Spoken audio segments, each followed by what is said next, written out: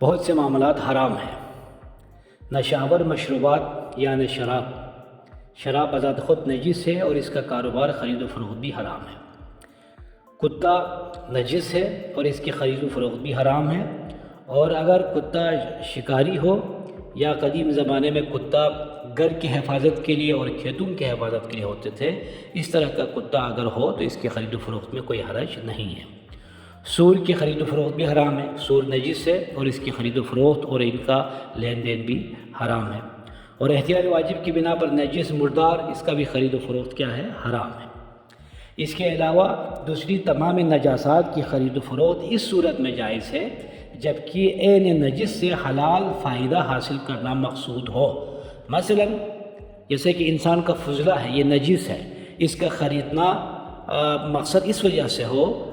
کہ اس سے کھاد حاصل کرے تو یہ جائز ہو جائے گا، اور اسی طرح سے حلال گوشت حیوانات کا نطفہ،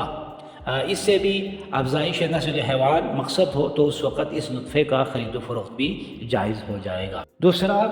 غصبی مال کی خرید و فروخت، جبکہ اس میں تصرف لازم آ جائے جیسے قبضے میں لینا اور دینا، یہ بھی جائز نہیں ہے۔ تیسرا ایسی کرنسی سے سودا کرنا جس کی حیثیت ختم ہو گئی ہو، مثلا 1 روپے کا نوٹ جو تھا اور اسی طرح سے 2 روپے کا نوٹ اور 5 روپے کا نوٹ، ان کی حیثیت ختم ہو گئی ہے، ابھی اس وقت مارکیٹ میں وہ موجود نہیں ہے، ان سے کاروبار کرنا جائز نہیں ہے۔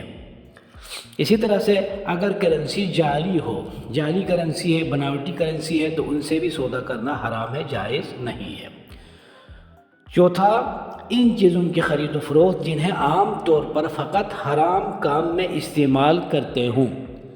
مثلا ان کی قدر و قیمت ہی صرف انہی حرام کی وجہ سے ہو، جیسے کہ بت کا بنانا اور بت کا خرید و فروخت اور سلیب اس کا بنانا اور اس کا خرید و فروخت، یہ بھی جائز نہیں ہے۔ اور اسی طرح سے جوئے کا سامان اور آلۂ لہو و لعب کے آلات کے تمام سامان، ان کی قدر قیمت ہی انہی چیزوں کی وجہ سے ہو تو اس وقت ان کا خرید و فروخت بھی جائز نہیں ہے۔ 5ویں نمبر پر وہ لین دین جس میں ملاوٹ ہو، یعنی ایسی چیز کا بیچنا جس میں دوسری چیز اس طرح ملائی گئی ہو کہ ملاوٹ کا پتہ نہ چل سکے، تو اس وقت اس چیز کا لین دین، اس کا فروخت، خرید و فروخت حرام ہو جاتا ہے۔ مثلا ایسی گھی بیچنا جس میں چربی ملائی گئی ہو، یہ درست نہیں ہے۔